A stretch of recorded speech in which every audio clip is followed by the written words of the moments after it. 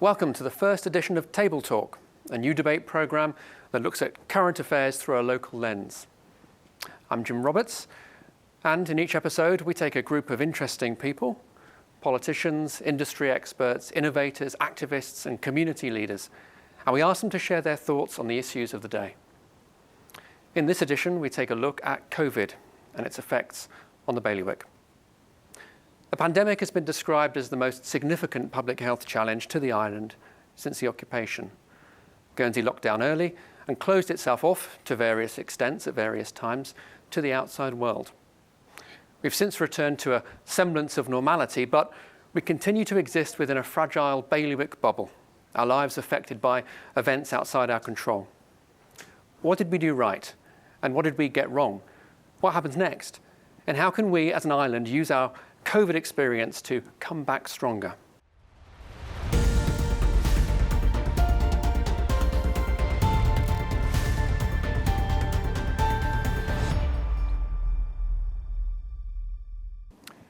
"307 confirmed cases, 13 dead, widespread social and economic disruption, and a huge hole in public finances. This is where we find ourselves. The economic impact, of course, is profound. Construction, hospitality, retail, tourism, multiple sectors have taken a hit and have yet to recover. According to some estimates, the island's economy could shrink by 10%. Our health has also suffered.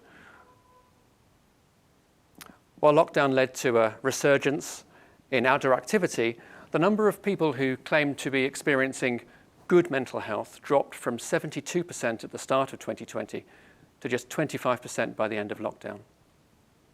So where does all this leave us? What lessons can we learn? And how do we bounce back? I don't have those answers, but my guests might. Joining me tonight, firstly, we have Adrian Data, Rector of St Pierre de Bois and consultant clinical psychologist. Adrian moved to Guernsey in 2002 to take up a job in mental health and started his training as a priest in 2009. He's worked in a wide range of areas, including the Child and Adolescent Mental Health Service and adult mental health. Deputy Sasha Kazantseva Miller moved to Guernsey 8 years ago, and since then Sasha's served on the boards of Guernsey Ports and Startup Guernsey, co-founded the Sustainable Business Initiative for the Chamber of Commerce, and last year became a deputy and is now a member of the Committee for Economic Development. Martin Dorry is an investment actuary and fintech expert. Martin is the founder and managing director of Dorry Financial Modelling, an international actuarial technology company based in Guernsey. Martin uses mathematical modelling and actuarial know-how essentially to predict the future. And Lord Digby Jones, former Director General of the Confederation of British Industry, former Minister of State for UK Trade and Investment, and now chair of half a dozen companies, large and small. And after a long relationship with the island, Lord Jones moved here permanently last year. Welcome, everybody. Now, to kick off, rather than jump straight into the debate, I'd like to ask each of you in turn to tell me a little bit about your 2020 experience. So where you started off last year and where you ended up. Martin, can we hear from you first? I suppose 2020, I always expected to be a tricky year. All the economic indicators were saying, do you know what, there's overheat, we'll probably head into a recession.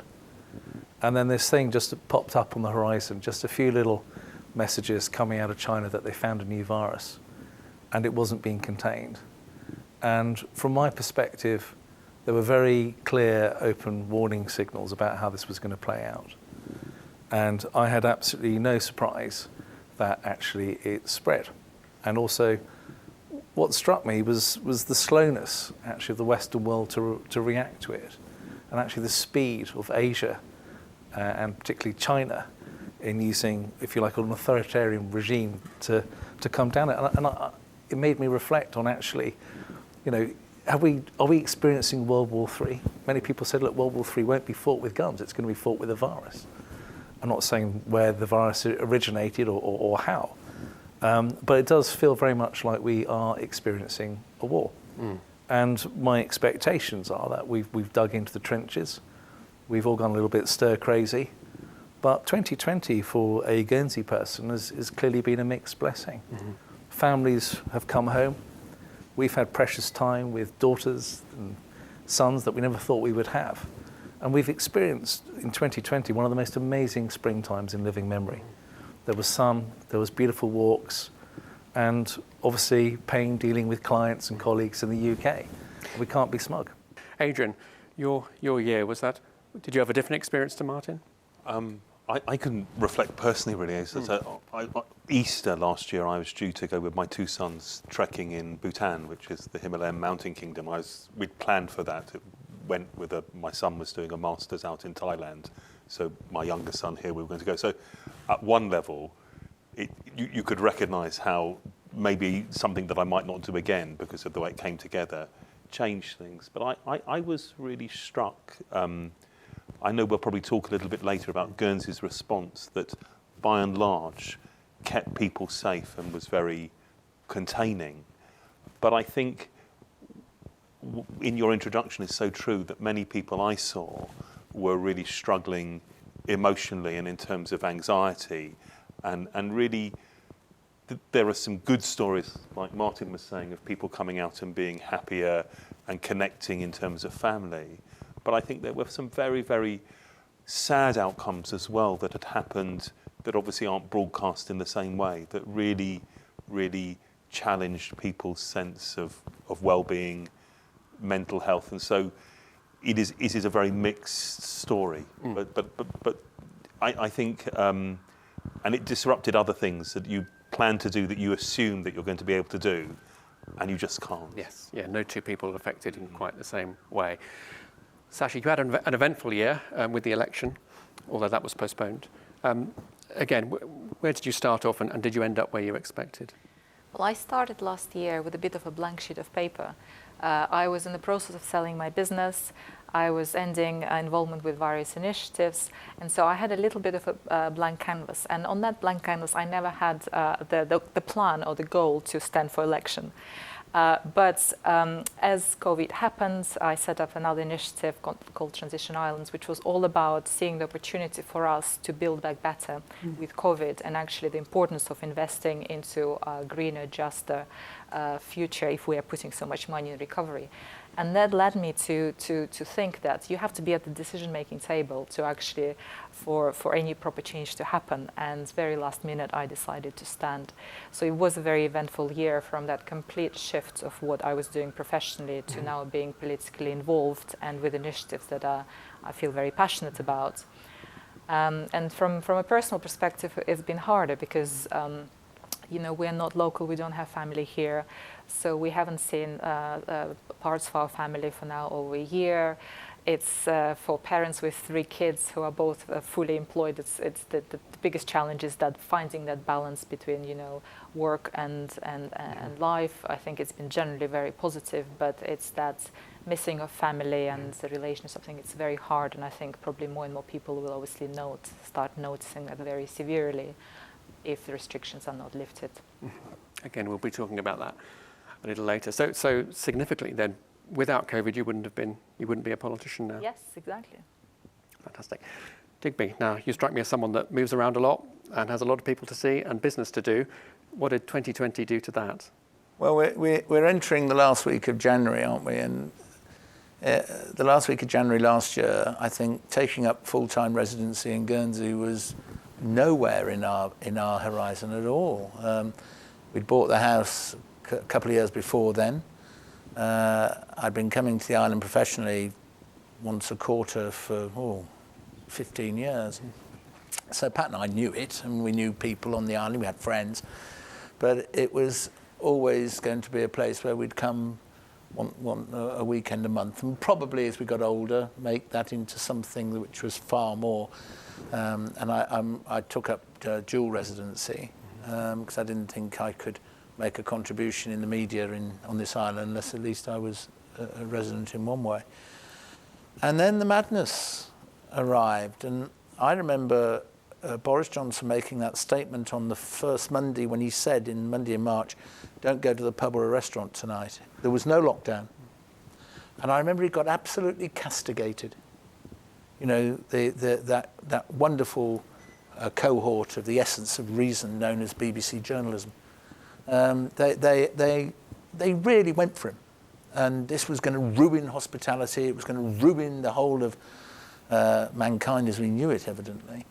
And that week, I sat at the table with Pat and said, you know, we're in the wrong place. The world is going to go mad. And she said, you mean we should get out to Guernsey? I said, yeah. And we got a flight on the Sunday night, the 22nd of March, from Southampton, because we couldn't get one from anywhere else, they'd all stopped. And we walked straight into lockdown. And it locked down that day. And best decision we ever made. And by about May, June, we both agreed we could make our permanent home here. And one of you guys mentioned it, and I completely agree. Thank God for Zoom and Teams.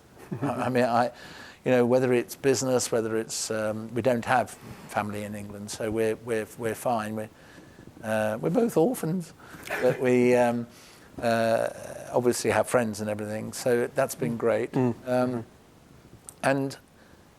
it's the most courteous, decent, safe, secure place that I've ever been to.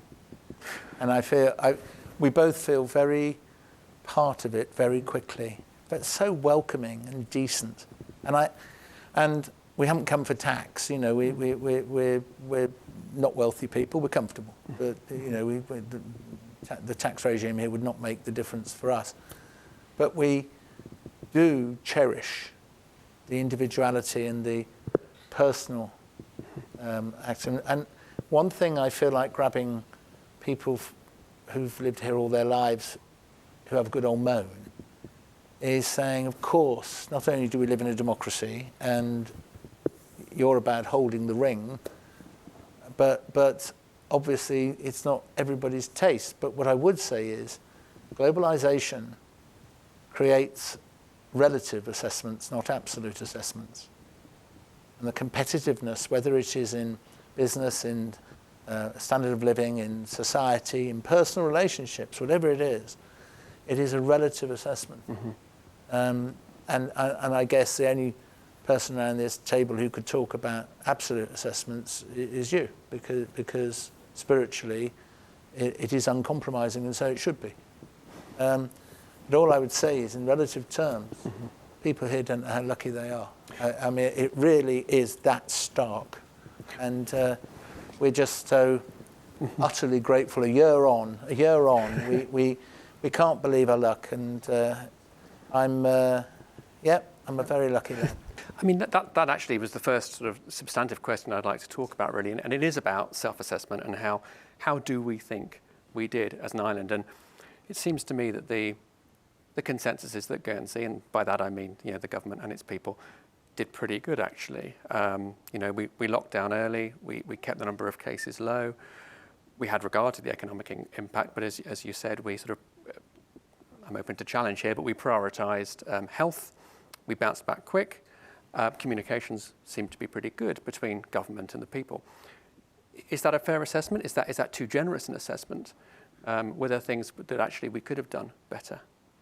I would say this. Jersey's very much on the front foot in a whole bunch of other areas. But Jersey's, just extending Digby's point, is that Jersey's very much a top-down island. And the person at the top sets the tone for how everyone in Jersey thinks. Guernsey's much more bottom-up. We're much more sort of community-focused, I would have said. And if you got a very individual view at the top of Jersey, it can permeate throughout the whole of Jersey. Whereas Guernsey, we're much more vocal and we're much more used to having a scrap with each other, and that makes it harder to shift positions in Guernsey. And yes, health has been very much core in Guernsey, but I don't think health was given enough of an airing in Jersey because of the conflicts that businesses have. We've got a much smaller tourism industry in Guernsey than Jersey, and the tourism were going, what are you going to do? You're going to kill us off. And in fact, guess what? Tourism got killed off anyway in Jersey. At least we recognised that we had to put health first. So did we put any feet wrong? Or do you think that, you know, that whether it's PNR or the Director of Public Health, were the right decisions made at the right time? I mean, I think for me, the thing that worked really, really well was that there was a clear and consistent message that didn't keep chopping and changing. And part of that is good fortune, having Dr. Brink, who was made for this hour. That's where she was. I mean, it's very unusual. And also the type of person she was and the interface that she had with government and was respected and could be consistently followed was just brilliant.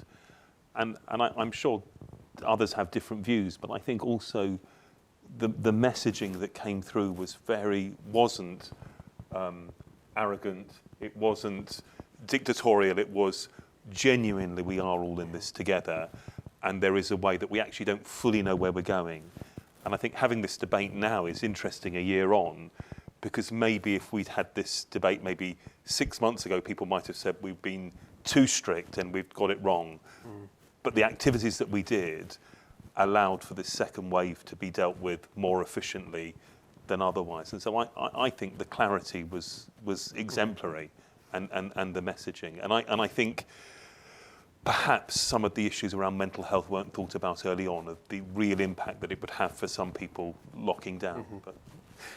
Because I mean, it's interesting in the UK. I know we can't make a direct comparison, of course, but there's been far more tensions and conflicting views as to the extent to which different parts of the country should be locked down, and almost more of a sort of philosophical debate about curbing freedoms. And that didn't happen over here. No, if you look at the UK, certain factions have politicised it. Scotland's a classic example. I mean, Nicola Sturgeon has seen this as manna from heaven to show what leadership means. It's a shame about the crime and the health and the education in the country, but she's been a leader in this without doubt, and she politicises it as against Westminster. I think Keir Starmer has fought very hard not to politicise it. Actually, I think he's in the Labour Party, but he's had members of his Labour Party who desperately wanted to politicise it. And then you have different ethnic minorities with different ideas and thoughts about how they should respond to it, different communities. And you have this north-south divide, and I'm a Brummie and proud of it, but everything Birmingham going north would have a completely different view about how it's been dealt with than Birmingham going south. And all of that, it's been impossible to get what you might call the UK together, whereas Guernsey together has been the bedrock of the decisions that were taken. And I open your Guernsey press in the autumn and certainly in the summer, and somebody was being fined 10 grand, someone was being deported, someone was being put in prison, and I was cheering because I thought, frankly, if you've taken the decision that you're going to base your policy on 14-day quarantine, regularly inspected and dealt with, then you tell the world that's what you do. And then people come together because they feel they're all in it together, because it doesn't matter who you are, you will be treated the same. Napoleon said, "Give me lucky generals." And Gavin St Pierre, I thought, had a very good war.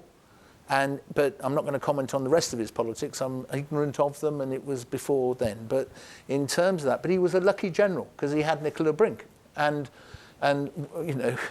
one of the world's pandemologists, and she's sitting in Guernsey. I mean, you couldn't be luckier if you tried. But it was easier to do it with a Guernsey Together sentiment, and you said bottom up. It was in the community, and it came that way. And I think people understood economic sacrifice and mental health sacrifice a bit more when they saw the result of eradication of the disease, basically, and the fact that everybody was treated the same. So, Sasha, do you...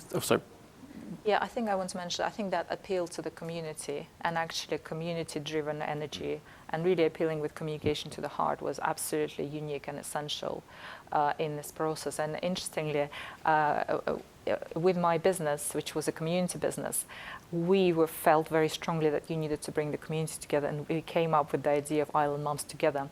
We launched it on the Sunday, and then the government launched Guernsey Together like 2 days after, and we thought we've inspired. But it was, to me, almost from the heart, your first impulse was, we need to help each other. We have to pull through as a community. And that, to me, what makes Guernsey an absolutely unique place. I've lived in around the world in the biggest, metropolitan city from Bangkok, Singapore, Madrid, London, Moscow. And I've never felt a sense of community. And I feel, to me, that's what Guernsey is about. And I have never lived in Jersey, and we're not here to compare just with Jersey, but I just feel it's different. It's not the same. And I love being part of this community. I love that as a politician, I can walk on the street and chat to anyone, and they can come and meet me. And I think that's what makes Guernsey unique. And What other country on earth paints after you on the roads? I mean, that's what filter means. Filter means after you. So you wake up in the morning, you're feeling miserable, you're driving up to a junction, and someone goes, after you, and you say, thank you, good morning. I mean, what other country on earth does this? And that's how you start your day. It's marvellous. Do you think COVID, or to what extent do you think COVID has exposed the inequalities within the island? For example, if I'm living in a bedsit, and I'm on low income, or I'm furloughed, or whatever, I'm dependent on the support of the state, whether it's through existing benefits or through the hardship scheme. Arguably, my experience of the next few months is going to be very different to somebody who's got spare rooms, who's got a garden, and so on. Did that ripple through at all? Was that a talking point in your experiences, or was it? Up to you. No. I think inequality is something we don't talk enough about. I think if you look at the Gini coefficient here, which measures the inequality effectively, it's one of the highest in the world. We have billionaires living on the headlands of our islands, and we have people in social housing and on the poverty and relative poverty line, and we have an island with actually quite high cost of living. And doing canvassing during the election, it was actually quite an eye-opening experience for me, because we all inevitably live in certain kinds of bubbles, right? In social bubbles, whatever they may be. And that exposure to real Guernsey was very eye-opening. And I think we don't really see the true inequality and the true cost of inequality. And to me, one of my observations of COVID is that because we did so well and we came out of the crisis of lockdown reasonably quickly compared to others, it's almost like we didn't have enough time for that change to permeate through our system. And when systems are disrupted, their first order of call is to rebuild in the same form as they were before. And I feel perhaps we have a slightly missed opportunity, is that because we did so well, and yes, it's all about action now, but what we're going to be rebuilding is back to what was before. And what we're not taking into account is rebuilding so we build a juster, more equal, more sustainable system, because the amount of money we're going to put into the recovery is going to be a once-in-a-generation amount. We're not going to be able to invest 200, 300, 400, 500 million in another God knows how many years. So this is a once-in-a-generation. Yeah, of course. And your problem, of course, is where you're going to get it from. And you personally have to walk the tightrope, which not the other four of us here don't have to, which is that you have to be able to pick the wealth-creative goose of its feathers without it squawking too much. And because if it squawks too much, it flies away. And then all your dreams will be that and never change. They'll be dreams.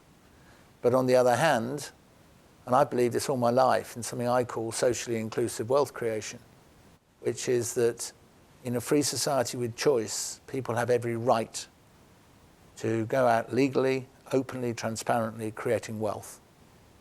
And a successful society should allow that, facilitate it, and praise it.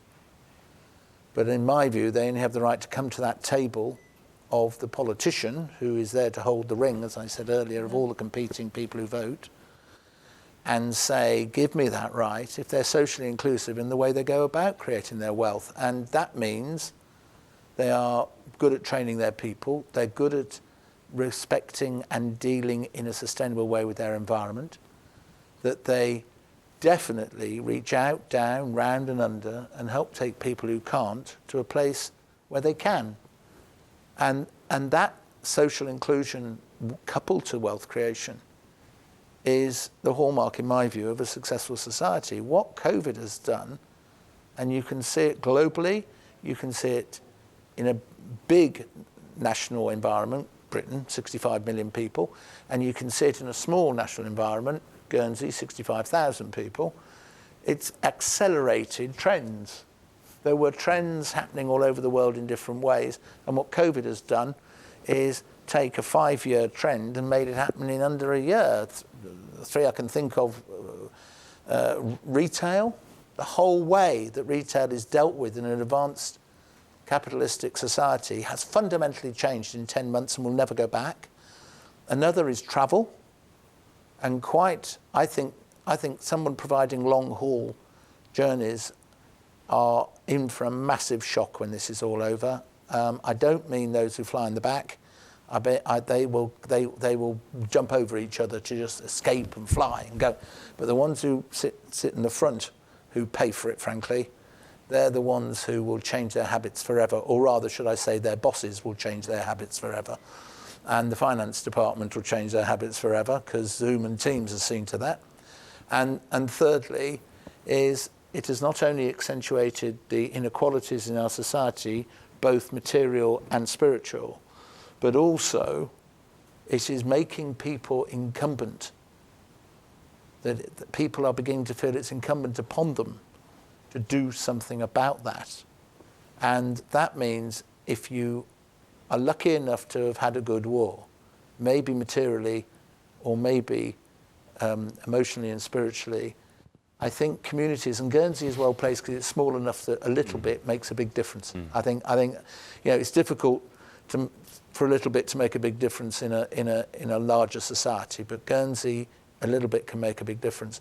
I think it is incumbent on those to do their bit, and doing their bit is after the war is over. How do you get and make the most of those opportunities of which you spoke to make sure that the opportunity of COVID in an island that had a good war is not wasted? All I would caution you about is just make sure that goose doesn't squawk too much and fly away, because then you'll have a real problem. Can I just say something, though? Because I think one of the issues that we have inherited, and this, again, I feel, as an outsider, I feel always awkward, but I think post-war Guernsey and beyond there was a sense of a benign patriarchy. So you had this notion of deserving poor. And if you were deserving poor and you swept the streets, you might get some extra money, but otherwise you wouldn't. And what we're potentially in danger of doing is that you still have that, but in another means. So Guernsey welfare was amazing. So the need for food during lockdown for some people absolutely shot up. And the amount of food that went into Guernsey welfare and money was tremendous. But the challenge that I would like to offer us is to say, how do you build a society where you don't have so many people needing that level of support, and actually we build a broader community where there are other jobs and other opportunities where people can be paid properly and have that sense of dignity. You educate them properly, you skill them, you train them, and you invest in their education, skills and training. I would have gone down the education route myself, but also there is a really big opportunity to utilise the power of the private sector to solve social problems. For example, there was this idea that people really wanted to work on, which is, can we design a contract to find a social black spot and say, you're going to get rewarded if you can improve the lives of these people here, because it costs the community so much to deal with the social support, the police support, the welfare, all of that. Mm-hmm. If we can have a different mechanism, the private sector is so efficient, but we have to work out how to utilise the private sector to solve social problems. So you'd employ a technocratic solution, essentially, because in that scenario, the private company would be operating within pre-existing systems. So it would have to have some innovative approach, but using sort of without policy change at that point to bring about an outcome. There is the perception private sector is the solution to it all. As long as private sector operates on the principles where you're maximizing not just the financial capital and return, but you're looking at I look at 4 capitals: financial capital, absolutely, economic, financial return, social capital, human capital, the skills, the education, upskilling of your workforce and community, and natural capital. So we have to shift as a government. Tell me what you mean by social capital. Social capital is you participating in the community. It's really the community values. You as a business or as a government, the role you're playing in facilitating and going together, perhaps that was one of the spirits, charitable third sector, how you also deal with your suppliers, your immediate, communities that, are literally where you're employing. Differentiate that with human capital. Human capital is the actual skills of your employees and how you invest and develop in them and train. Sasha, can you give us an example during COVID on the island of a way in which social capital was accumulated or spent? Well, I think Guernsey Together is that perfect example, and it's not something that just the government does. It's like we all participated in creating a much more enhanced social capital value. We're still feeding off the back of it, right? I think you see the messaging, the communication, energy has slightly changed, right, from government. The policies haven't changed. We're still quite strict, and we're taking very strict eradication approach to the virus. But I feel the intonation of that messaging has slightly changed. But I feel we're still feeding back off the back of that community social capital we've created, and we've seen how invaluable it's been. You cannot put... But it's something I find attractive in Guernsey is that they seem to have a heritage, and it's almost in their DNA, that government is something it does with people, not to people. And I haven't found anywhere else in all my travels in the world where that is so obvious. And it is very precious, that is. And that's how you can pull off Guernsey Together so quickly. And that can enhance your social and human capital. And now you've explained what they are, and I agree with you. But the thing that the last thing on earth you need is politicians who believe that everything either has to be compulsory or forbidden. You have to give people choice. You have to get them to take responsibility for their own lives. You have to make sure they're equipped to do so. You have to make sure that they have sufficient wherewithal in their souls that they feel they can take responsibility for their own lives. And you have to create an environment in which that is rewarded, not necessarily financially, but rewarded. Now, Guernsey is so far ahead of the curve in being in a position to deliver that in a post-COVID world because of where it starts. But please don't think the solution is to pass a load of laws and have big government, because frankly, it'll fail, because as always, those who are more equipped will get to the top, and those who aren't will fail. Do we think, each of you, do you think that, bearing in mind what Digby's saying, the government we have now, elected, we're not post-COVID, but you know what I mean, is that a government which is going to take us forward by, shrinking the state, by, I'm paraphrasing, sorry if I'm doing it incorrectly, but empowering the individual, sort of looking to perhaps systems and opportunities outside government to do that? Is today's Guernsey government in a better position to do that than the old iteration? Oh, you're looking at me. I'm looking at you, Mark. Sorry, damn. Yeah. And Sasha, it's a pleasure to have you here. Let me just stop saying that. That's the precursor. You're not going to like. And I suspect that Sasha's beavering away on this, but I feel that economic policy has just been a disaster for decades in Guernsey. And the lack of maintenance of infrastructure, the inability to just get on and deliver. And it's like you've got to look after your house. You've got to keep the roof in good nick. You've got to keep your front living room welcome to visitors. I'm worried about what you might call insular policies. I totally agree with Digby's point that we've got to be outward facing. But for me, government policy is about getting in what you might call golden coins into the island rather than recirculating wooden coins.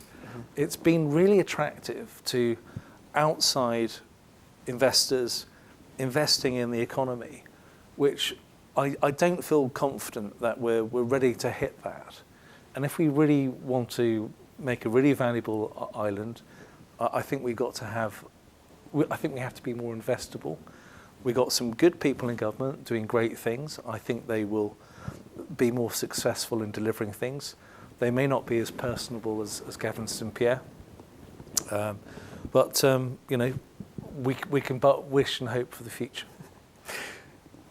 So, I mean, to use your analogy, then, if we need to sort of fix the house, and so how best to get the money to do that? Do we borrow? Do we find other ways to do it? Do we save? Well, firstly, if you looked at, so last year's deficit was what, £56 million. That's what, 2 and a bit percentage of GDP. So worst case scenario, you have to add 2% onto tax. Well, guess what? We've got a massive demographic time bomb coming. Tax, for the best will in the world, you're going to have to raise more revenues. You're going to have to do it without, creating more social inequality. And we're going to have to think harder about actually everyone's going to have to contribute a bit more to the pot. And yes, we're going to have to change our tax rates. If we're talking about a 2% tax rate in 1 year to cover COVID, then we just have a temporary tax increase, gone. But in terms of getting inward investment, Guernsey's got a fantastic credit rating. We have the ability to borrow money at very, very low rates and affordably from a strong balance sheet.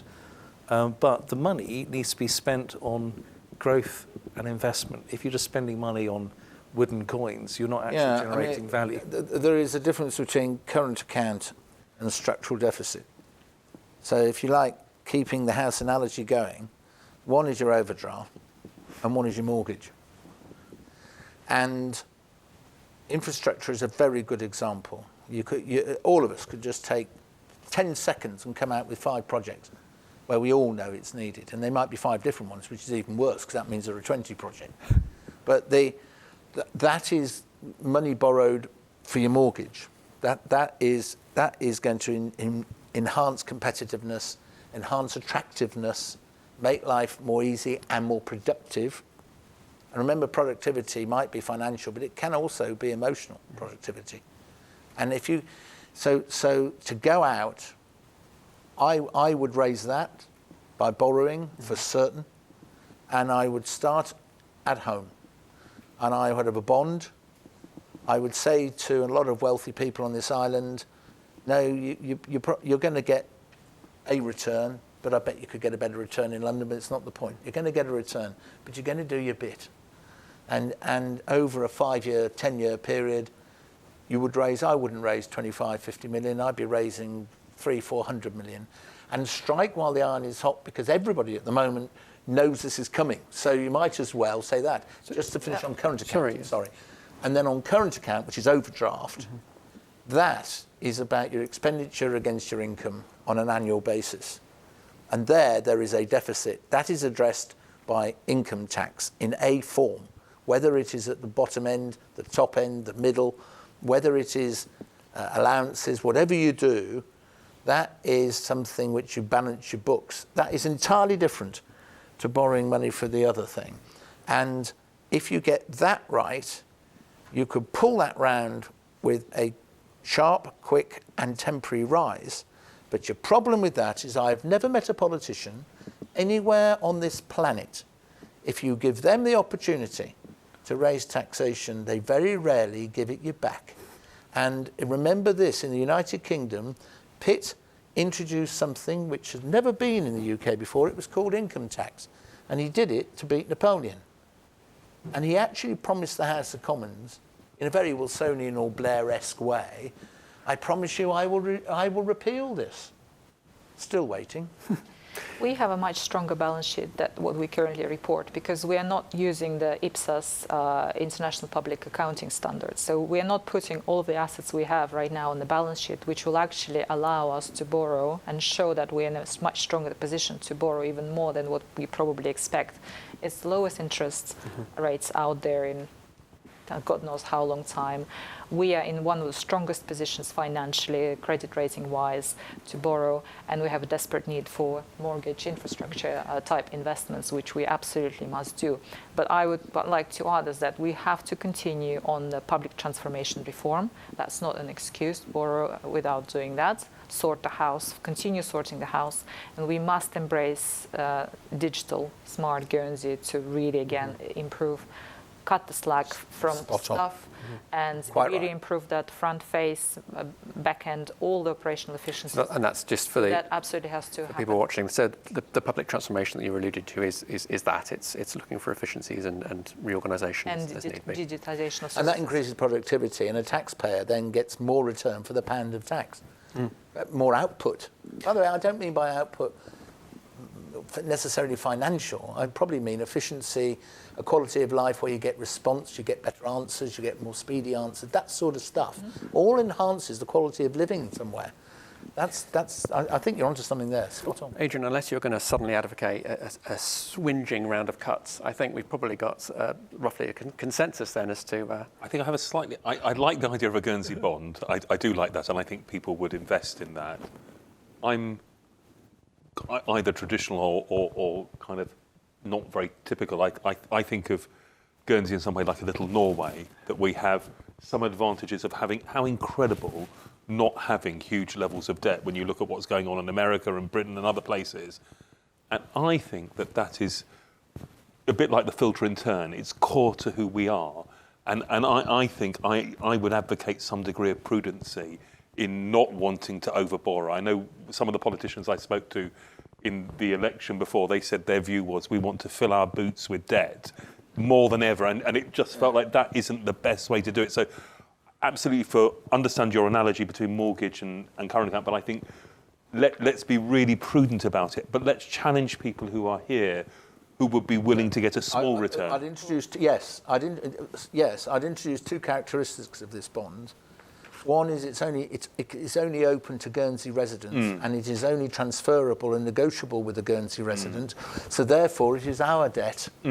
It's not money we owe the money men in London. It's not money we owe. It's a war bond, isn't it? Zurich. It's a war bond. Good example. Yeah. Great word. So that's the one characteristic. And the other characteristic, whilst I would go after the wealthy on the island and say, I'm talking seven figures here from you at a rate of return, but you could probably get more in London. Please stand up and be counted. And if they won't do it anonymously, fine by me. But you know what I mean by stand up and be counted. But I would make a bond available at, shall we say, £500 or £1,000 a pop to, I'm told I can't call her Mrs. Meggins from Birmingham. I have to call her Mrs. Lepage from Torteval. Correct. Or Mrs. Legalish. How's that? I've remembered. Particularly, there is an absolute and critical counter-argument, which is we're just going back into this sort of insular mindset. And there are pension schemes out there whose liabilities are measured against inflation. The markets at the moment are concerned about inflation. And they are, the interest rate that, is so low that it's negative interest rates in the broader markets. I think we need to accept that actually there is a need for capital to be invested in solid stuff. Adrian's point I thought was very interesting, because there are some people who say that any debt is bad, and there are people who say, look, fill your boots. But going back to ancient Greek philosophy, I think it was Plato who said, the right solution actually isn't somewhere in the middle.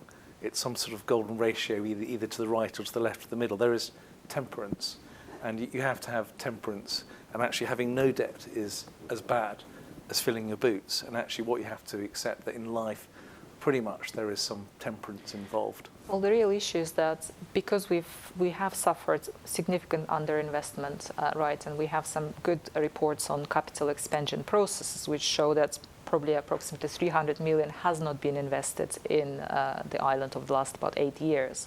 That is extremely significant, because that's the catch-up we have to do regardless of the new initiatives we might want to invest. And the problem is it's you have to invest, because otherwise the harbour is going to fall apart, all the schools are falling apart, Guernsey College of Further Education buildings are falling apart, our infrastructure is falling apart. So it's not an option not to effectively invest, because we've reached the end of life of many of their assets, and I think it does unfortunately show that we're not very good at managing our assets. I think that's probably for me the big revelation of the last year and stuff like that. We have to become much better in investing in assets, but also then maintaining the assets. I chair a think tank on the island called GPEG, Guernsey Policy and Economics Group. and we're just producing a paper infrastructure. And in it, we talk about you can get the private sector with its skill and delivery to manage the asset, but it has to be an income-producing asset. It has to be something, an airport's a very good example, that has a touch-it, feel-it income production. It's more difficult when you get to things like schools, where they're not income-producing assets. It's even more difficult when you get to prisons and the like, you know, and there are the two. And I think the UK model of PPP, personal-private partnership, public-private partnerships, show that it's very, very difficult to get a non-income producing public sector asset to be done in a way by the private sector that the private sector want to do it. But if we could do so much more on the island with the income producing assets that could be done by the private sector. I've got to say that's a really, I mean I would regard that as being quite an old school way of thinking. And your problem with that is? There's more innovative ways of thinking. That might not be right. Wait, for example. Oh, right. You can link. I'm loving the colour. You can link good outcomes to investment returns. So if you look at a school, for example, you can just say, we've got a school, we're going to take out some cash, put the building back there. That's great. More innovative thinking is thinking, well, let's link the return to the educational outcomes. And if this school gets butt-kicking outcomes, you're going to get paid more cash because actually it's worth more to the community. And it's to go to those second order. I'm not against that in theory, but it's a little bit like, be careful what you wish for, you might just get it. But you know the trouble with that is you're relying on the subjective application of every vested interest from teaching and back again. This is back to capitals and how do we measure capitals, which may have a huge subjectivity in them. Again, this is back to natural, social, human and financial capitals. Government assets and public assets need to be managed across all of those principles. And we are only learning as a civilization to actually measure them in terms of numbers and What's the best outcome for the island if we learn the right lessons from COVID, if government and the people act in the right way? Where can we go from here? Sasha, do you want to? I'll put you on the hot spot there. This is a unique chance for a step change in the society we want to build, with the systems of government, of infrastructure, social institutions, educational institutions that we want to see. And I don't want us to miss that opportunity to imagine a different kind of future and culture and community we want to be part of, and everything will fall behind it. Mm-hmm. Unfortunately, this assembly is quite allergic to anything that's called a vision. So I'm not sure that vision will come from this term. I know that action will come from this term. I'm confident in that, but I would like to see a steps change in that community and culture we want to see. Three things. One, I think everybody has valued nature more because of COVID, not just on the island, but especially on the island. I think that probably those who have been here a long time have seen again the water, the sun, and the everything from beach and cliffs to the field. And I would like to think that sustainability and becoming a world leader in how both energy and a way of life becomes more green can be a real plus out of COVID. You know, we've got one of the highest tidal reaches in the world. We're the sunniest place in the British Isles. We've got wind, don't we know it, like nowhere else.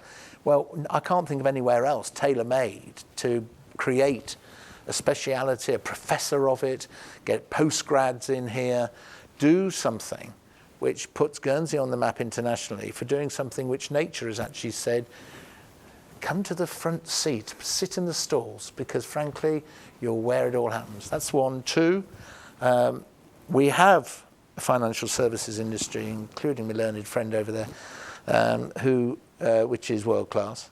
And we should not forget that. Big revenue earner, big tax earner. And we should ensure that people understand how vital and important that is to the island. And yes, are they a face? I didn't say acceptable or unacceptable, but are they a face of capitalism? You bet they are. But are they essential? Yes. So we should support that, give it some real welly and make sure that wins in the world. And then thirdly, I come back to the quality of life point, which I hope brings everybody in, because it's not just about money. But we've got to make ourselves so attractive to young people that they don't want to leave, and to people who've made it that they want to bring their talent and experience here. And there'll never be a better time to do it than when the bailiwick, the country, is in a position where it feels it's together and it feels it had a good war. That's how to do it. Martin. Not sure what the question is after that. I mean, it was a beautiful picture you painted. I mean, I suppose when I'm thinking about Guernsey and the future in a post-COVID world, there's a few things that I've alluded to. The lack of social cohesion with our physical neighbours. Mm-hmm. And I believe that there's going to be a permanent rupture in air travel, which we haven't got our heads around yet.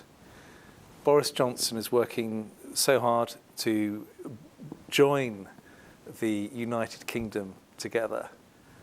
He's putting in the North-South rail. He's working on better connections to Scotland. A policy document has just gone to connect with the fixed link Northern Ireland to either Scotland or England, and proposals have gone out. The world is about infrastructure investment, and the world is currently much more around green travel, and that means rail. And these thoughts are outside of our thinking. I want to see social cohesion.